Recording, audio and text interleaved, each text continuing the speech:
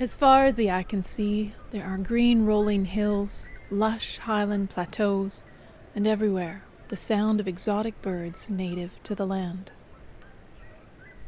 Hidden away on 2,500 acres of farmland is a home for orphaned, abused, and neglected children, Fazenda Betel, or Farm Betel.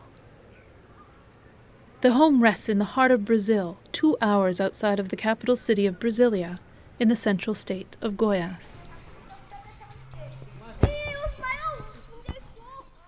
The ranch is home to 200 children, but they're not the only ones who benefit from this refuge. 15 horses live here as well. Donated to the orphanage, they graze on the thick grass more suitable for the cattle that also roam here. But there's a deeper story. Although the horses have been given as a gift to Betel, the leadership keeps them separate from the children. O nosso sistema de domar cavalos no Brasil é tanto assim violento, né?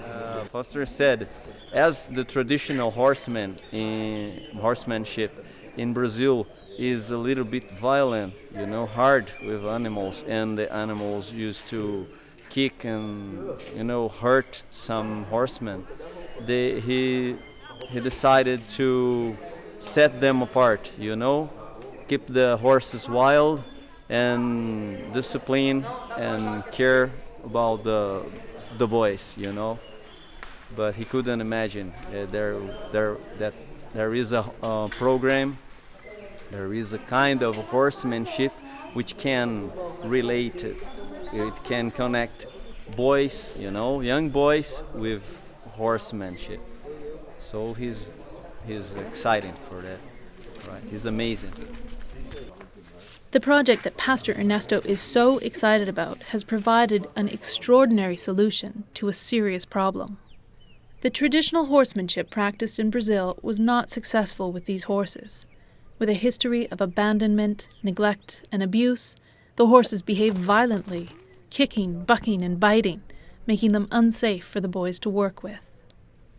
The solution to their problem is what they are celebrating this morning. I want to be grateful for the team of Ingla for coming here, together with us. One of the leading natural horse trainers in the world, along with her team, has set up a program that will teach these boys natural horsemanship.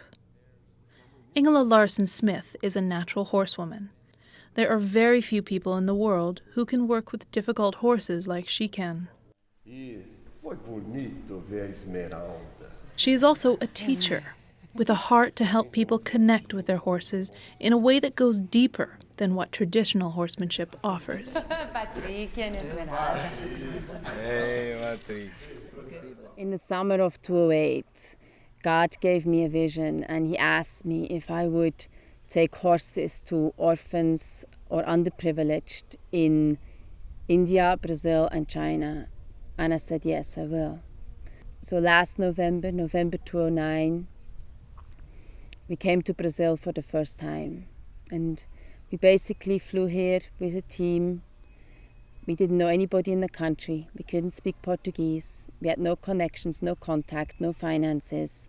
And we didn't know any orphanages or horses or where we meant to do this project. But the only thing I had from God was that he asked me to go to Brazil and do that. So we just went. And they went. See these sheds? Maybe we can use one of those as a tack shed too. And through a series of connections, she says God led her and her team to the Betel Home for Children. It's like the perfect place for a horse safari. They had no way of knowing they would find an orphanage with land, horses, boys who were interested in horses, and a leadership that wanted this type of project. And see if there's any flat land on the right there, so it's not as far up as here. I have a background in traditional horse riding as well as natural horsemanship, and last year I started to put a program together called the H Factor that is for orphans and underprivileged. It has 3 parts. It has English skills, life skills and horse skills. Patricky, are you learning English? Aprende inglés. It is about them learning a foundation in how to care for a horse, how to handle a horse, and how to ride a horse. And in that, we teach them these things a natural way, but it's traditional skills. Caballos. Aliviados. Aliviados. Aliviados. Aliviados. Now rapido correndo. Part of the vision for this project is that the children would have a chance to learn horse skills up to a level where they're able to get a job and be employed and later support their own families here in Brazil. For Ingela, the vision for this project is to give the children more than a vocation. Through horsemanship, they can learn skills that will help in every aspect of their lives. When you start the horsemanship journey, you learn team skills, you grow in confidence, and you also learn leadership skills and communication skills, which you can use in any part of your life later. What distinguishes Ingela's method of teaching from traditional horsemanship is the use of natural principles. Natural horsemanship would be to consider the horse's psychology, to consider how the horse thinks, how he feels, and how he acts. It is really about getting into the horse's head, on understanding who he is and what is important to him, rather than trying to train an animal the human way. In natural horsemanship, the key objective is to build a relationship with the horse based on trust and understanding and respect. To do that, we need to become as much as a horse as possible. It means we learn his language and we will try to speak his language to him. To build a relationship with a horse, we need to prove to him that we are a friend.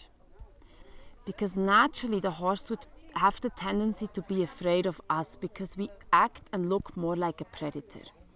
One way we can help the horse accept us more is if we use a lot of rhythm in our arms, in our legs, in our body, as we move around him, and we advance and retreat on him rather than just take a direct line approach and advance and advance and advance. Good, very nice, yes.